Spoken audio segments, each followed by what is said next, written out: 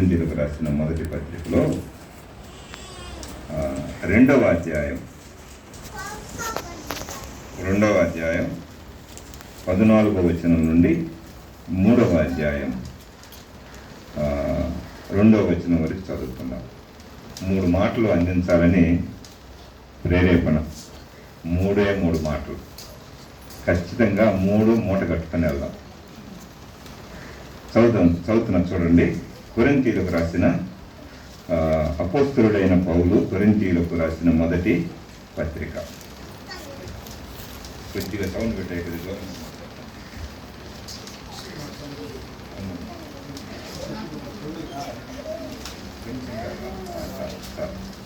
సరిపోతుంది, చాలు.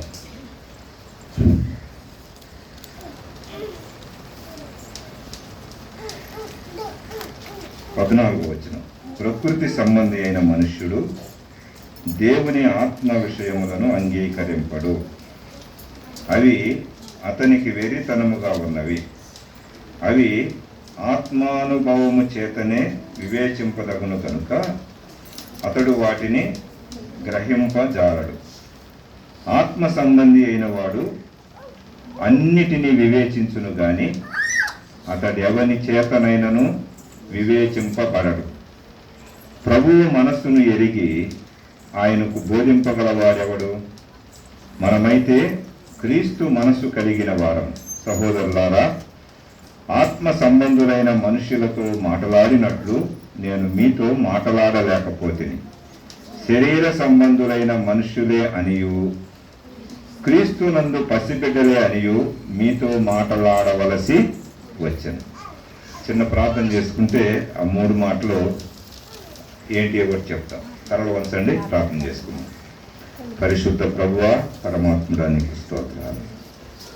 ఈ ఉదయకాలం పిల్లల చెరువులో అనాదిలో మీ సంకల్పం గత 80 సంవత్సరాలు సుమారు క్రితం సైలెస్ ఫాక్స్ గారు నాయన ఈ ప్రాంతాల్లో సంచరించగా యేసుదాసు అనేటువంటి ఒక భక్తుణ్ణి మీరు పట్టుకున్నారు.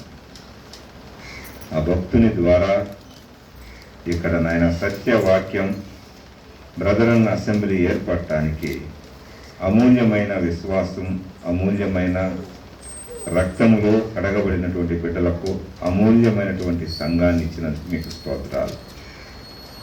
దేవా, మా దేవా, మా తండ్రి యేసుదాసు గారు, మార్కు గారు, రాజారావు గారు, అలానే ప్రభువా వెంకటేశ్వర్లు గారు దాటిపోయారు. నిలిచినటువంటి మేము ఎలా నాయనా అయ్యా మేము సాగాలో ప్రభువా మీరు మాకిస్తున్నటువంటి వాక్య సత్యాలను బట్టి స్తుతిస్తున్నాం. మరొక ఆదివార దినాన్ని నాయన మీ సన్నిధిలో గడపటానికి మీ బిడ్డలో అందరం నాయన మీ మరణ పునరుద్ధానములను జ్ఞాపకం చేసుకునే గొప్ప కృప ఇచ్చారు. ఆరాధనలో మీ దాసుని బలపరిచారు. ఇంకా ఆత్మ తీవ్రతలో నాయన ఆ బిడ్డను మీరు వాడుకోండి. పాటలలో మీరు మహిమపరిచారు నాయన. అయ్యా సుబ్బారావు గారి స్వరాన్ని ఇంకా ముట్టి ఆ బ్రదర్ చేస్తున్న ఉద్యోగాన్ని కూడా మీరు రాకపోకల్లో క్షేమాన్ని ఇవ్వండి. మమ్మల్ని అందరినీ మీ చేతుల్లో పెడుతున్నాం. అల్పుడను, నిష్ప్రయోజకుడను, నిదాసుడను. మీ వాక్యముతో మమ్మల్ని హెచ్చరించండి. మీ వాక్యముతో పురికొల్పండి, ఆదరించండి.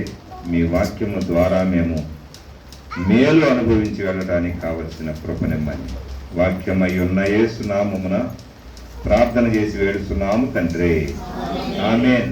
చదువుబడిన లేఖనాల్లో కొరింథీయులకు రాసిన మొదటి పత్రికలో అపోస్తలుడైన పౌలు సంఘములో ఉన్నటువంటి పరిస్థితులు తేటగా తెలియపరిచాడు. కొరింథీయులకు ఎఫెసీ సంఘములో ఉన్నప్పుడు ఆయన ఎఫెసీ దగ్గర నుంచి రాశాడు. ఇక్కడ ఇది చాప్టర్ ఉంది, ఇంతకుముందు బైబిల్ క్లాసులో అవి నేర్చుకున్నాం. ఆ విషయాలు కాదు, కానీ కొరింథీలో మనలాగనే కూడుకునేటువంటి సంఘం, మనలాగనే విశ్వాసులు ఉన్నారు, బోధకులు ఉన్నారు, సేవకులు ఉన్నారు, అపోస్తలులు కూడా ఉన్నారు. ఇప్పుడు అపోస్తలులు లేరు. ఇప్పుడు అపోస్తలుల కాలం చెల్లింది. ఇప్పుడు అపోస్తలులు లేరు. ఇప్పుడు ఎవరున్నారు? బోధకులు. ఇప్పుడు ఎవరున్నారు? పరిచారకులు. ఇప్పుడు ఎవరున్నారు? సువార్థికులు. ఇప్పుడు విశ్వాసులు. చాలా జాగ్రత్తగా ఉన్నాం. బయట కొంచెం గొడవ చేయబడుతుంది. కొరింథీయులకు రాస్తూ అపోస్తలుడైన పౌలు ఇక్కడ చెప్పిన సందర్భం వేరు, సందర్భం వేరైనా 3 మాటలు మనం ధ్యానం చేయాలని ఆలోచన చేస్తున్నాం. చూడండి, 3 రకాల మనుషులు. అమ్మ అటు అసలు చూడద్దు బయటికి. అసలు మీరు మన తలుపు ఏసీ పెట్టి ఆ పని చేస్తే శుభ్రంగా ఉంటుంది. ఏమన్నా తలుపు ఏసీ పెడితే ఇంకా అటు ఎటు చూస్తారు? అంతే కదా. తలుపు ఏసీ పెట్టి ఎటు చూస్తారు? ఎటు చూడలేరు. 3 రకాలైనటువంటి మనుషుల గురించి ఇప్పుడు క్లుప్తంగా ధ్యానం చేద్దాం. ఒకటి 14వ వచనంలో ప్రకృతి సంబంధులు. చెప్పాలి మీరు కూడా. ప్రకృతి సంబంధులు వాళ్ళేదో ఆలోచన చేద్దాం. అక్కడే 2 ఆత్మ సంబంధులు. రెండోది ఏంటి? ఆత్మ సంబంధులు. మూడవ అధ్యాయంలో ఉంటుంది శరీర సంబంధులు. గట్టిగా చెప్పాలా?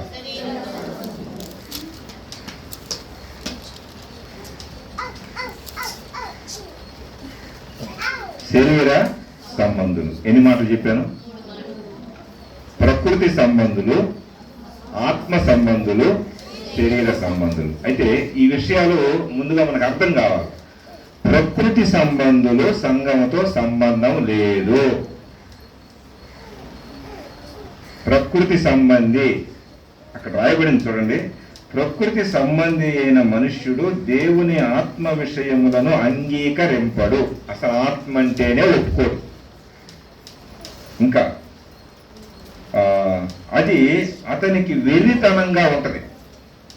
దేవుడన్నా, ఆత్మీయులన్నా, ఆత్మ అన్నా, పరిశుద్ధాత్ముడన్నా, పరిశుద్ధాత్మ అన్నా ఈ ప్రకృతి సంబంధికి ఎట్లా ఉంటాయి?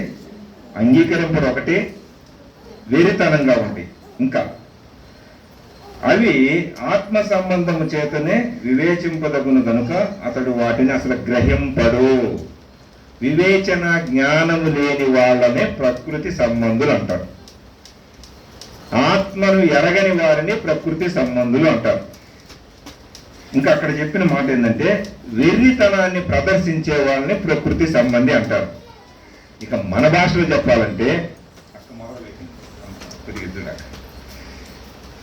మొదలుపెట్టిందని మళ్ళీ అర్థమవుతున్నారు. వినండి. ప్రకృతి సంబంధి ప్రకృతిని పూజ చేస్తారు. ఆయన ఇష్టం, వాళ్ళ ఇష్టం. చేయాలనుకుంటే జంతువులైనా పూజ చేస్తాడు, చేయాలనుకుంటే పురుగులనైనా పూజ చేస్తాడు, చేయాలనుకుంటే ఎగిరే పక్షినైనా పూజ చేస్తాడు. నా మాటలు కాదు. అక్కడ రోమీలకు రాసిన పత్రిక 1వ అధ్యాయం అక్కడ చదువుకుంటే అర్థమైంది. రోమా పత్రిక 1వ అధ్యాయం 22వ వచనం చదువుదాం. చాలా ఉందని మొత్తం కాకుండా వారి అవివేక హృదయము అంధకారమయమాయను, తాము జ్ఞానులమని చెప్పుకొనుచు బుద్ధిహీనులైది. వారు ఆ మాట పట్టుకోండి. వారు అక్షయులకు దేవుని మహిమను క్షయముకు మనుషుల యొక్కయు, పక్షుల యొక్కయు, చతుష్పాద జంతువుల యొక్కయు, పురుగుల యొక్కయు ప్రతిమా స్వరూపముగా మార్చి పూజ చేయాల్సిన వాళ్ళు మర్చిపోయి మార్చి పూజ చేస్తారు. అవసరమైతే మనిషిని పూజ చేస్తారు. మనిషే పూజ చేస్తారు. ఎవరంటే ప్రకృతి సంబంధి. ఇంకా అక్కడ రాయబడింది మనిషిని కూడా కాదు, పక్షిని కూడా, పక్షిని కూడా, పక్షి రూపాన్ని కూడా పూజ చేస్తాడు. ఇంకా పక్షే కాదు, 4 కాళ్ళ జంతువులు పూజ చేస్తాడు. అసలు జంతువే కాదు, పురుగుల యొక్కయు. పురుగులు అంటే అన్ని త్రాకేది అన్ని. అంటే మనిషిని పూజ చేస్తాడు, జంతువులను పూజ చేస్తాడు, ఇంకా పక్షులను పూజ చేస్తాడు. ప్రాకేవి, ప్రకృతిలో ఏది కనిపిస్తే ఏది దేవుడు అని అనుకుంటారో దాన్ని పూజ చేస్తారు. అమ్మా మౌనవ్రతంలో బాబాకండి, ఇవన్నీ చాలా కొద్దిగా కష్టంగా ఉంటే అర్థమవుతాయి. మీరు కళ్ళు తెరిస్తే తొందరగా ముగిస్తారు, లేకపోతే ఈ వ్యాపారం ఎక్కువైంది మధ్యలో మాకు. ఏ వ్యాపారం? నువ్వు నిద్రపోతున్నావు అమ్మా, నువ్వు జాగ్రత్త, నువ్వు అమ్మా, నువ్వు కళ్ళు తెరువు అనగానే ఇటు కళ్ళు తెరువు అనగానే అటు చూస్తారు, అటు చూడగానే ఇటు చూస్తుంటారు. కొద్దిగా జాగ్రత్తగా ఉంటే తొందరగా అయింది. ప్రకృతి సంబంధి ఏం చేస్తాడు? ప్రకృతిలో ఉన్న ప్రకృతి మనిషిని పూజ చేస్తాడు. ప్రకృతిలో ఉన్న 4 కాళ్ళ జంతువును, చతుష్పాద జంతువులు అంటే 4 కాళ్ళ జంతువును పూజ చేస్తాడు. ప్రకృతిలో ఉన్న ఎగిరే పక్షిని పూజ చేస్తాడు. ప్రకృతిలో ఉన్న ప్రాకే పురుగుల్ని పూజ చేస్తాడు. ఇక వాళ్ళ ఇష్టం. అందుకే అక్కడ 24వ వచనంలో దేవుడు ఈ హేతువు చేత వారు తమ హృదయములు దురాశలను అనుసరించి తమ శరీరములను పరస్పరము అవమానపరుచుకున్నట్టు దేవుడు వారిని అపవిత్రతకు దేవుడు అప్పగిస్తాడు. ఏం చేస్తాడు? చాలాసార్లు బ్రతిమలాడతాడు. బ్రతిమలాడి చెప్పినా వాళ్ళు ఏం చేస్తున్నారు? నిద్రపోతే మనం ఏం చేస్తాం? నేను నిద్రపోతానంటే ఎవరేం చేయలేదు, అంతే కదా. సహజంగా నిద్రని కాదు, అట్లా చెప్తున్నాం. చెబుతున్నాడు, అయ్యా అది మంచిది కాదయ్యా, నిన్ను పూజ చేసుకోకూడదు, జంతువులను పూజ చేసుకోకూడదు, మనిషిని పూజ చేసుకోకూడదు, పక్షిని పూజ చేయకూడదు, పాకే పురుగుని, పాములను కానీ, తేళ్లను కానీ, కప్పలను కానీ, ఇక ఏదన్నా మొసలను కానీ, ఏనుగులను కానీ, మనం ఏదన్నా అనుకో పూజ చేయకూడదు అని చెప్పాడు. చెప్పిన తర్వాత వాళ్ళు ఎంట్లా. అప్పుడు దేవుడు ఏం చేశాడు? దేవుడు వారిని అపవిత్రతకు అప్పగించాడు. అప్పగిస్తే అమ్మా ఇటేనండి, వాళ్ళు చేసిన పని ఏంటో తెలుసా? పురుషులు పెళ్లి చేసుకుంటున్నారు, స్త్రీలు పెళ్లి చేసుకుంటున్నారు. అక్కడ అదే ఎంత దరిద్రం పట్టిందో చూడండి. 26వ వచనంలో, అందువలన దేవుడు తుచ్చమైన అభిలాషలకు వారిని అప్పగించెను, వారి స్త్రీలు సైతము స్వాభావికమైన ధర్మమును విడిచి స్వాభావిక విరుద్ధమైన ధర్మమును అనుసరించిరి. అటువలనే పురుషులు కూడా స్త్రీ యొక్క స్వాభావికమైన ధర్మమును విడిచి పురుషులు అవాచ్యమైనది చేయుచు తమ తప్పిదములకు తగిన ప్రతిఫలమును పొందుచు ఒకరి ఎడల ఒకరు కామతృప్తులయ్యారని ఎంత నీచంగా ఉండే చూడండి. ఎందుకు అప్పచెప్పాడు దేవుడు వాళ్ళని? చెప్పినా కానీ నేనే దేవుడురా బాబు, నేను తప్ప దేవుడు లేడు, పైన ఆకాశం అందే గాని, భూమి కింద గాని, భూమి నీళ్ళలో గాని ఎక్కడ చూసినా నా రూపం కూడా లేదన్నాడు ఆయన. మరి ఎందుకు పెట్టుకుంటున్నారు ఇళ్లలో యేసు ప్రభు పటాలు? మనల్ని హెచ్చరించబడాలిగా. అసలు పటం ఉందా? ఏందమ్మా అటు చూస్తారా? అమ్మా వినండి, పటాలు ఉంటే తీసేయండి, తప్పేం కాదు. ఒకవేళ పటం తీసేసి ఇంత డబ్బులు ఏంటంటే మేము ఇస్తాం, తప్పేం కాదు. అసలు పటాలు లేవు. ఎవరో ఒక ఆయన గీసాడు ఇట్లా, గీగానే ఈయన యేసు ప్రభు, ఈయన గొర్రె, ఎట్ట వేసుకున్నాడు అట్ట వేసుకున్నాడని ఏం చేస్తాను చెప్పండి. అసలు ఆయన రూపానికి గీయగలరా? అసలు ఆయనకు రూపం ఉందా? అర్థం చేసుకోండి. ఇళ్లలో ఎప్పుడు కూడా పటాలు ఉండకూడదు. వాక్యం తప్ప ఇంకేం ఉండకూడదు. వాక్యం పెట్టుకోండి. బొమ్మకు బదులు వాక్యం మంచిది కదా, చదువుకుంటాం కదా. వాక్యమైన దేవుడు. ఇలాంటి వాళ్ళు ప్రకృతి సంబంధులు. వాళ్ళ ఇష్టం, నా ఇష్టం నాది అంటారు. ఏదైనా చెబుదామంటే మేము జ్ఞానవంతులు అంటారు, మీకంటే ఎక్కువ చదువుకున్నాం అంటారు, మా జ్ఞానం ముందు మీ జ్ఞానం ఎందుకు అంటారు. ఇలాంటిదే అపోస్తలుడైన పౌలు. అమ్మా వినండి, ఏథెన్స్ పట్టణం వెళ్తే అక్కడ 2 గ్రూపులు ఉన్నాయి. సర్వం దేవుడే అంటారు, నేనే దేవుడిని అంటారు, ఎంజాయ్ యువర్ లైఫ్ అంటారు, ఎంజాయ్ యువర్ సెల్ఫ్ అంటాడు. అంటే సంతోషంగా ఉంటేనే దేవుడు, సంతోషమే సమాధానం అని దాన్ని ఏమంటారు, సంతోషమే దేవుడు. మన పాట అది లేదు. అలాంటి వాళ్ళను కూడా దృశ్యమైన వాటికి వదిలేశాడు దేవుడు. వదిలేస్తే వాళ్ళు ఏం చేస్తున్నారు? ప్రకృతి సంబంధి అయిన మనుష్యుడు దేవుని విషయాలను అంగీకరించడు, అసలు ఆత్మ అనే విషయాలనే అంగీకరించడు. వాడికి ఏదైనా ఆత్మ విషయాలు చెప్పాలంటే వెరితనంగా చూస్తాడు, వీళ్ళు వెర్రోళ్ళు అని. ఇంకా అట్లా ఎట్లాంటి వాడు? వివేచన జ్ఞానం ఉండదు, అతడు గ్రహించడు. ఇప్పుడు ప్రకృతి సంబంధం వదిలేద్దాం. అతనికి సంఘానికి అతనికి విశ్వాసులకు అతనికి ఈ ఈ పరలోక సంబంధాలే ఉండవు. ఎవరితోటి? లోకస్తుల గురించి చెప్పుకున్నాం. ఇప్పుడు వాళ్ళకి మందిరంతో సంబంధం లేదు, దేవాలయంతో సంబంధం లేదు, దేవుని ఆలయంలో ఆరాధన చేసే వాళ్ళతో సంబంధం లేదు. వాళ్ళ ఇష్టం వచ్చినట్టు వాళ్ళు చేసుకుంటున్నారు. వాళ్ళు ఎవరు? చెప్పాలి గట్టిగా, మీరు చెబితే వదిలేసేది. ఎవరు? ప్రకృతిని పూజించి, ప్రకృతిని ప్రేమించి, ప్రకృతి ప్రేమికులు. చెట్టును కొడితే ఊరుకోరు. మంచిదేలే కాదంట్లా, అది భౌతికంగా ఇదే కానీ కాదు, ఆధ్యాత్మికం కాదు కదా. దాన్ని చంపకూడదు, అది చంపకూడదు, అది చంపిది తినం, ఇది చంపకూడదు. నువ్వు సంపన్న దాన్ని ఏం తింటావు చెప్పు? ఒడ్డి గింజ, ఒడ్డిత్తునాలు తింటాం కదా మనం, బియ్యపు గింజ. అది చనిపోతే ఏమైతే? తాళైతే అది తిను. దానిలో జీవం ఉంటేనే నువ్వు తింటావు, లేకపోతే అది మురిగిపోయింది, అది చెడిపోయింది, అది మొలకెత్తను కూడా మొలకెత్తదు. మనకు తెలుసు కదా. వినండి, ఒకటి ఎవరు చెప్పండి? అయిపోయింది, ముగిస్తున్నా. మీ ఆలోచన బట్టి నేను ముగింపులోకి వస్తాను. ఒకటి ఏం చెప్పండి, చెప్పాలి గట్టిగా. ప్రకృతి సంబంధులు సంఘానికి సంబంధించిన వాళ్ళు కాదు, వాళ్ళు సంఘానికి వెలుపట ఉన్న వ్యక్తులు. ఇప్పుడు అర్థమైంది ఒకటి. అమ్మా, మీరు ఎవరు కళ్ళు మూయొద్దు. ఈసారి ఇంజక్షన్లు తీసుకోక చెబుతున్నా.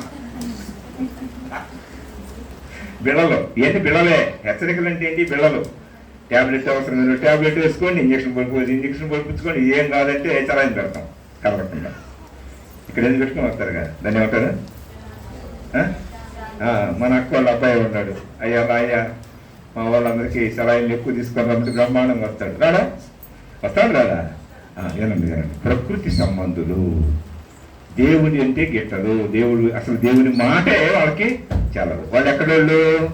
మందిరానికి వెలుపలోడు. ఇక రెండోది చదువుకున్నాం చూడండి, 15వ వచనం, 2వ అధ్యాయం 15వ వచనం. ఆత్మ సంబంధి అయిన వాడు ఎవరు? మా రెండోది. ఎందుకు మాకు మాత్రం నిద్ర రాదా? రాత్రి 11 గంటలకు వెళ్ళానే, చాలా బాధ వేసింది.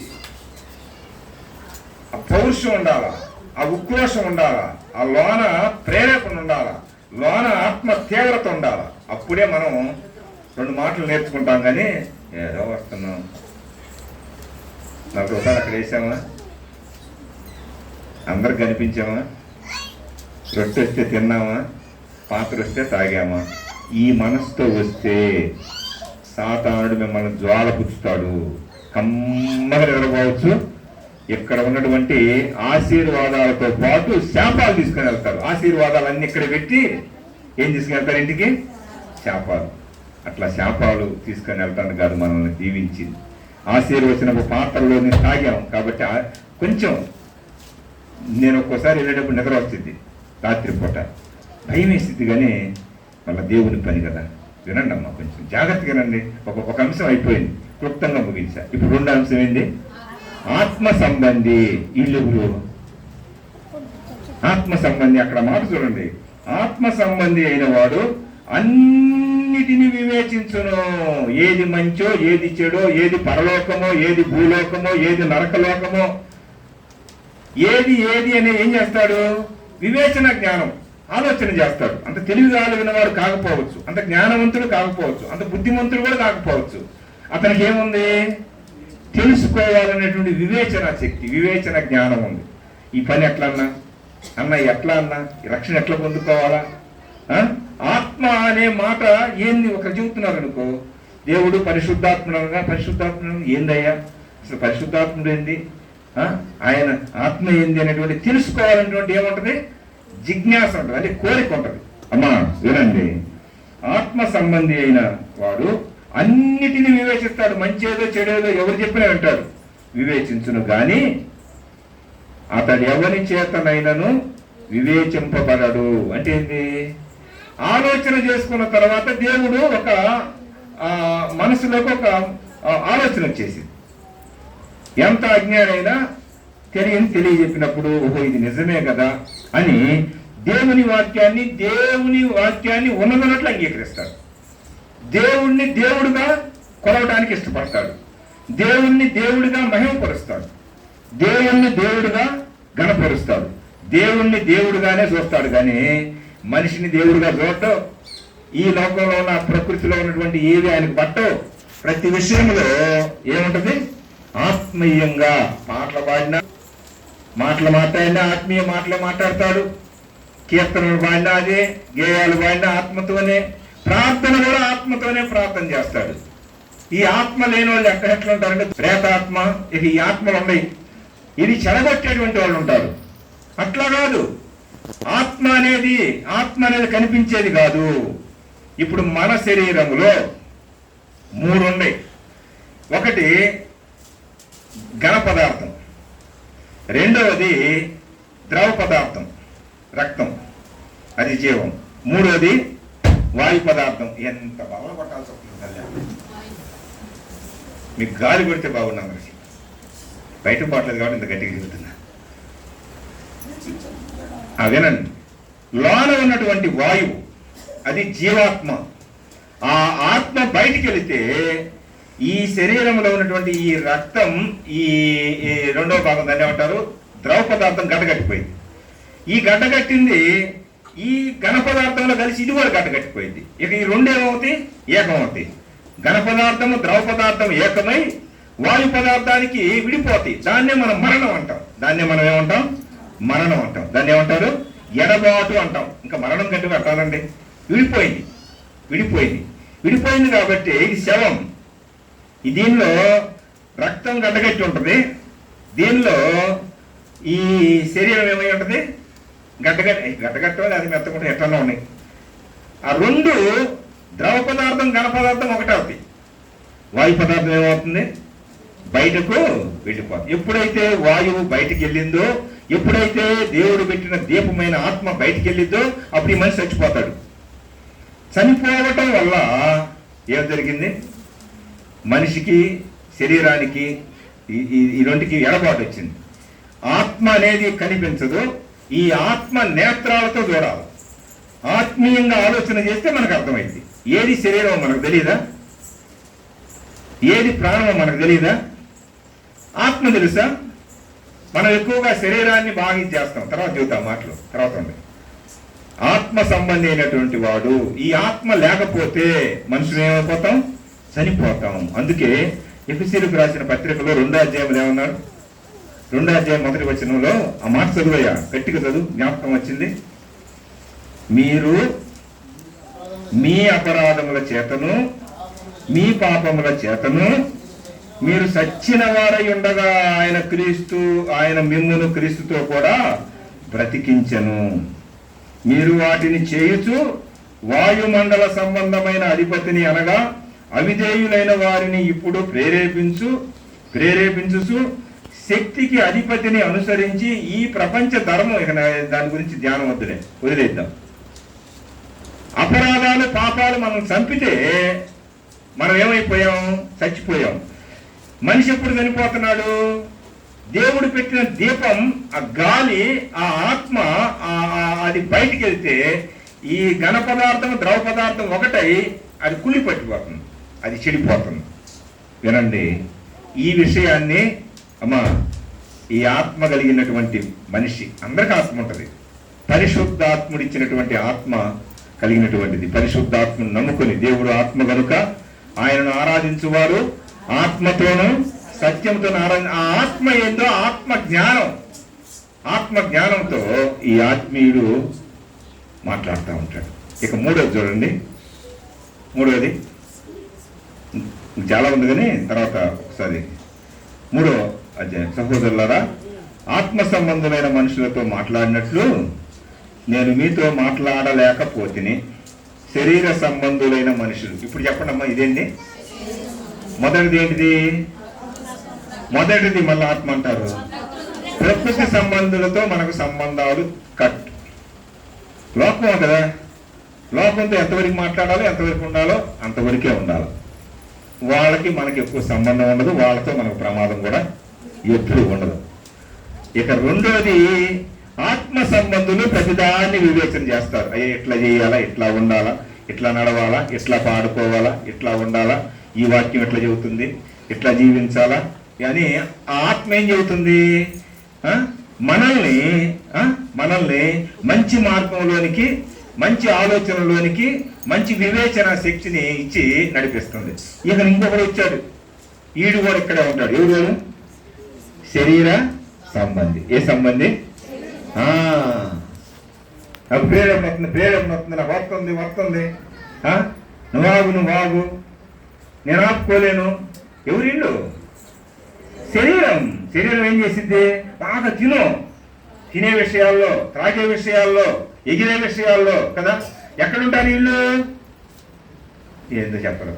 బయట వాళ్ళని వదిలేశాను కదా. సంఘంలో నేను కూడా నమ్ముకున్నాం అనేటువంటి ఆ తోడేలు గొర్రె చర్మం వేసుకుంటారు అనమాట. తోడేలు ఏం చేసింది? వేసుకొని ఏం చేసింది? ఈ శరీరాన్ని ఉప్పొంగిస్తుంటది అనమాట. అసలు అవి కొట్టాలి, ఈ కొట్టాలి, ఇది చేయాలా, మనమంతా ఊగిచ్చాలా? ఏం ఊగిచ్చేది? ఏమన్నా పడింది? రోమిలకు రాసిన పత్రిక 8వ అధ్యాయం ఒకసారి చదువుకుందాం. 3వ వచనం. శరీరానుసారులు, అంతే కదా. 5వ వచనం చదువు. అదంతా ఉంది. శరీరానుసారులు శరీర విషయముల మీద మనసు నుంతురు, ఆత్మానుసారులు ఆత్మ విషయము మీద మనసు నుంతురు. ఎక్కడ ఉంటారు వీళ్ళు? నాకు అర్థం కావాలా? సంఘంలోనే జొరబడిన కొంతమంది కదా. అర్థం చేసుకోండి. శరీరానుసారులు శరీర విషయము మీద మనసు. ప్రతి వాళ్ళు ఏం చేస్తుంటారు? డ్రమ్ కొడితే బాగుండు, ఇంకోటి చేస్తే బాగుండు. శరీరం ఏం కావాలా? అమ్మ చెప్పండి. ఓగాల. శరీరం ఏం కావాలా? తన్మయంలోకి వెళ్ళాలా. శరీరం ఏం కావాలా? అట్లా పులికొలు పడినట్టు ఉండాలన్నమాట. శరీరానుసారులు శరీర విషయముల మీద మనసు నుంతురు, ఆత్మానుసారులు ఆత్మ విషయం మీద మనసు నుంతురు. ఇంకా అంటున్నారు చూడండి. శరీరానుసారమైన మనసు మరణం. మరణించినోడు సంఘంలో ఉండొచ్చా? చచ్చినోడు సంఘం ఉండొచ్చా? అర్థమవుతుంది. ఇంకేమన్నా చూడండి. ఆత్మానుసారమైన మనసు జీవమును సమాధానమునై ఉన్నది. ఆత్మీయులు ఈ ఆత్మానుసారులు శరీరులు సంఘంలోనే ఉంటారు. అంటే మీరు శరీరానుసారాన్ని చెప్పట్లా, అర్థం చేసుకోమని చెబుతున్నారు. శరీరానుసారాన్ని మన శరీరాన్ని ఎప్పుడైతే ఉప్పంగా చేయాలని ఆలోచన చేస్తుంటుందో, ఆత్మీయతను మనం నేర్చుకుంటే, ప్రతిదాన్ని వివేచిస్తే, ఈ ఆత్మ ఏం చేసిద్దంటే శరీరాన్ని నలగొట్టింది. శరీరాన్ని ఏం చేసింది? నువ్వు తగ్గో, కొద్దిగా ఆగో, కొంచెం నిదానించో అంటది. ఏమని రాయబడింది? ఈ ఆత్మ ఆలోచన ఆత్మానుసారమైన మనసు జీవమును, అదేం చేసింది? మనకి జీవమును సమాధానమునై ఉన్నది. ఎలయనగా శరీరానుసారమైన మనసు దేవునికి విరోధమై ఉన్నది. అంతే కదా. శరీరం ఇది ఎట్లాంటిదంటే దేవునికి చెప్పండి, అందరూ చెప్పండి. రెండింటి గురించే కదా. బయట వాళ్ళ గురించి ప్రకృతి సంబంధించి కొద్దిగా మాట్లాడుకున్నా అయిపోయింది. వాళ్ళు ఏదో తెలియక అమాయకత్వంలో ఇది మాది కాదు అనుకుంటే మాది అని చెప్పి ఇదంతా ఏం చేస్తున్నారు? మట్టి చేస్తున్నారు. అంతే కదా. చూడండి ఏమన్నా. దేవునికి విరోధమై ఉన్నది, అది దేవుని ధర్మశాస్త్రమునకును లోబడదు. ఒకవేళ పాత నిబంధనలో ధర్మశాస్త్రం చూస్తే అది దానికి కూడా లోబడదు. ఇంకేమన్నా చూడు, ఏమాత్రమును లోబడనేరదు. కాగా శరీర స్వభావము గలవారు దేవుని సంతోషపరచ నేరరు. ఎన్నో ఉన్నాయి. అసలు ఈ అధ్యాయాలు, ఈ రోమపత్రిక మొత్తం చదవండి. ఒకవైపు శరీరానుసారులు, ఇంకొక వైపు ఆత్మానుసారులు. ఏ విషయాల్లో మనం ఎట్లా ఉన్నాం? శరీరానుసారంగా ఉన్నామా? ఆత్మానుసారంగా ఉన్నామా? శరీరానుసారమైన మనసు ఏంటిది?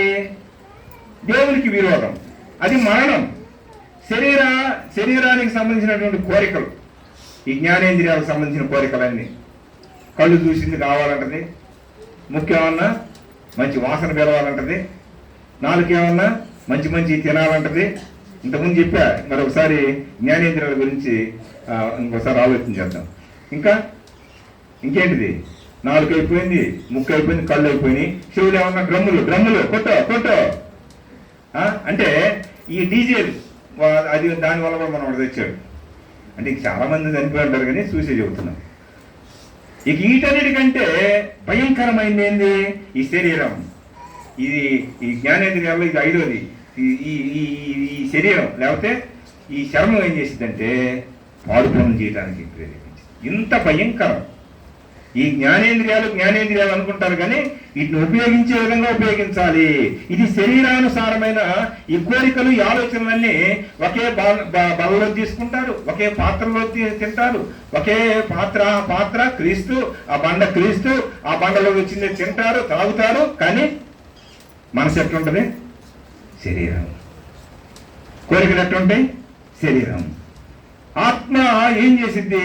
నీ కోరికలను చంపుకో, నీ శరీరాన్ని నలగొట్టు. ఎప్పుడైతే మన శరీరాన్ని నలగొడతామో అప్పుడు ఏం చేసిద్ది? ఆత్మ జీవం ఇచ్చిద్ది, ఆత్మ సమాధానాన్ని ఇచ్చిద్ది, ఆత్మ మనందరిని ఏం చేసిద్ది? ఐక్యపరిచిద్ది. ఆత్మ మనలందరిని ఏం చేసిద్ది? పరలోకానికి కొంచెం పోయిద్ది. ఆత్మీయంగా ఆరాధన చేయాలి కానీ శారీరకంగా ఆరాధన. ఇంకొక మాట చదివి నేను ముగిస్తా. చూడండి అయ్యా, 8వ వచనం. అందరు చదవండి అమ్మా, మీరు కూడా చదవండి, మీకు కూడా అవకాశం ఇచ్చాం. దేవుడి ఆత్మ మీలో నివసించి ఉన్న ఎడల, 8వ అధ్యాయం రోమపత్రిక, నివసించి ఉన్న ఎడల మీరు ఆత్మ స్వభావము గలవారే గాని శరీర స్వభావము గలవారు కారు. దేవుని ఆత్మ మనలో ఉండాలి. మన ఆత్మ మనల్ని గలిబిలి చేసింది. ఏ ఆత్మ రావాలి దానికి? అమ్మా చెప్పండి. ఏ ఆత్మ కావాలా? దేవుని ఆత్మ. ఆ మాట అంట. కానీ శరీర స్వభావము గలవారు కారు. ఎవడైనను క్రీస్తు ఆత్మ లేని వాడైతే వాడాయన వాడు కాడు. క్రీస్తు మీలోనున్న ఎడల మీ శరీరము పాప విషయమై మృతమైనది గాని మీ ఆత్మ నీతి విషయమై జీవము కలిగి ఉన్నది. అసలు ఎన్నెన్నో ఉంటాయండి. మృతులలో నుండి యేసును లేపిన వాని ఆత్మ మీలో నివసించిన ఎడల మృతులలో నుండి క్రీస్తు యేసును లేపిన వాడు చావునకు లోనైన మీ శరీరములను కూడా మీలో నివసించుతున్న తన ఆత్మ ద్వారా జీవింపజేయని. ఇప్పుడు అర్థమైతే కదా, యేసు ప్రభు ఏ విధంగా చనిపోయి తిరిగి లేచాడో అలానే మనల్ని కూడా ఎప్పుడైతే శరీరాన్ని నలగొట్టుకుంటామో, శరీరాన్ని దాన్ని ఏం చేస్తాం? ఒక శిక్షణలో పెడతామో, శరీరాన్ని మనం లోపరుచుకుంటామో, అప్పుడు మన మనసు ఏమైంది? ఆత్మానుసారమైన మనసులోకి వెళ్ళిపోయింది. ఎప్పుడైతే ఆత్మానుసారమైన ఆలోచనలు వస్తాయో, ఆత్మతో పాట పాడతావు, ఆత్మతో ప్రార్థన చేస్తావు, ఆత్మీయ మాటలు ఉంటాయి, ఆత్మీయంగా ఆరాధనలో పాల్గొంటావు. అప్పుడు మనం ఏమైంది? చనిపోయి తిరిగి లేచినటువంటి ఆయన ఎట్లా లేచి వెళ్ళాడో మనం కూడా ఏమైంది? ఆ మాట చదువుతుంటే చూడండి, క్రీస్తు యేసును లేపిన వాడు చావునకు లోనైన మీ శరీరములను కూడా మీలో నివసించుతున్న తన ఆత్మ ద్వారా ఆత్మ ఎప్పుడు ఏం చేయాలా? జీవింపజేయాలి. మన ఆత్మ ఏం చేయాలి చెప్పండి? ఎప్పుడు లోన ఏముండాలా? ఎట్లా ఉండాలా? డిమ్ లైట్ లాగా ఉండాలా? పాత భాషలో చెప్పాలంటే ఎఫ్ఎస్సీలకు రాసిన పత్రికలు ఒక్క మాట చదువుతాం చూడండి, ప్రార్థన చేసుకున్నాక. అమ్మా, నీ అంతరంగ పురుషుడు అనేటువంటి మాట 3వ అధ్యాయం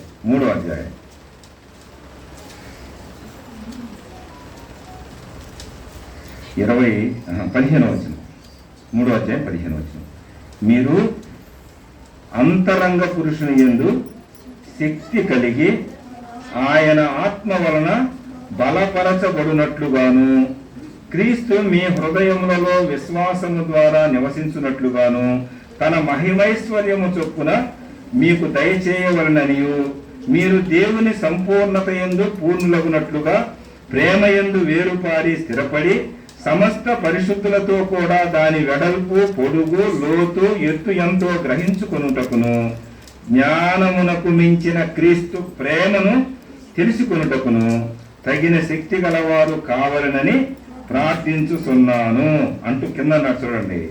మనలో కార్యసాధకమైన తన శక్తి చొప్పున మనము అడుగు వాటన్నిటికంటేను ఊహించు వాటన్నిటికంటేను అత్యధికముగా చేయ శక్తి గల దేవునికి క్రీస్తు యేసు మూలముగా సంఘములో తరతరములు సదాకాలము మహిమ కలుగును కాక. సంఘంలో ఎవరు ఉండాలి చెప్పండి?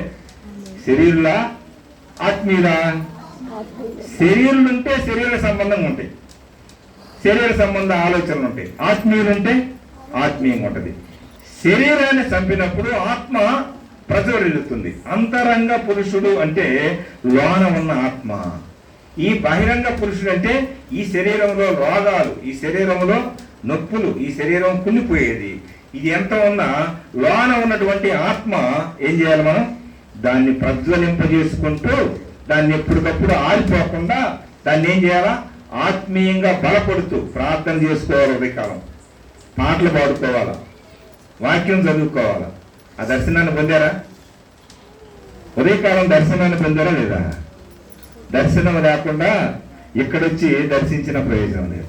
దర్శనం లేవగానే ఒక్క నిమిషం మీ ఇష్టం ఎంత చేపని చేసుకోండి, ప్రార్థన చేసుకొని దేవా రాత్రి అంతా కాపాడావు, నీకు స్తోత్రం అని చెప్పండి. తర్వాత ప్రార్థన చేసుకొని దేవుణ్ణి ప్రార్థన అడగండి. మీ మొత్తం చెప్పండి. నాకు ఈ సమస్య ఉందయ్యా, మా భర్తకి ఇది ఉంది, మా పిల్లలకి ఇది ఉంది. ముందు మీ ఇంట్లో దీపం వెలిగించగానే అవి మొత్తం దేవుడు వింటాడు. దేవుని వాక్యం చదవండి.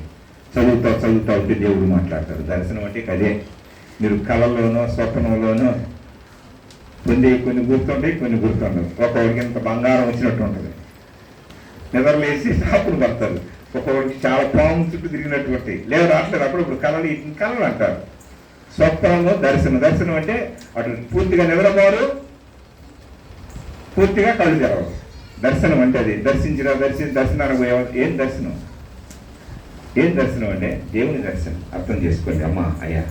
3 మాటలు. ప్రకృతి సంబంధులు, శరీర సంబంధులు, ఆత్మ సంబంధులు. ఎట్లా ఉన్నావో? ఒక ప్రకృతి సంబంధంగా ఉన్నావో? అసలు ప్రకృతి సంబంధం ఉంటే ఇక్కడికి రావులే. ఆత్మ సంబంధంగా ఉన్నావో, శరీర సంబంధివో, ఇక నీ ఇష్టం, ఎవరి ఇష్టం వాడదు. ఆత్మ మనల్ని ఏం చేసింది? జీవింపజేసింది. ఆత్మ మనల్ని ఏం చేసింది? సమాధాన చేసింది. దేవుడిచ్చిన దీపం అది కదండి. ఆ దీపం ఎట్లా ఉండాలా? అంతరంగ పురుషుడు, బాహ్య పురుషుడు కృషించిన ఆంతర్య పురుషుడు అంటే, బాహ్య పురుషుడు అంటే శరీరం, ఆంతర్య పురుషుడు అంటే లోన ఉండేది ఆత్మ. ఏం చేయాలా? జీవింపజేస్తూ ఉంటుంది. అమ్మా ఎట్లా ఉన్నాం చెప్పండి? ఎవరిలాగా ఉండాలనుకుంటున్నారు చెప్పండి? ఆత్మీయులై ఉండాలనుకుంటున్నారా, లేకపోతే శరీరులై ఉండాలనుకుంటున్నారా? మరి ఆత్మీయులై ఉండాలంటే ఆత్మ చెప్పిన మాట వినాలిగా, పరిశుద్ధాత్మని మాట వినాలిగా. విన్నావా లేదా? తలలు వంచండి, ప్రార్థన చేస్తున్నాం. నీ పాదములకు స్తోత్రాలు. తేటగా మాట్లాడారు.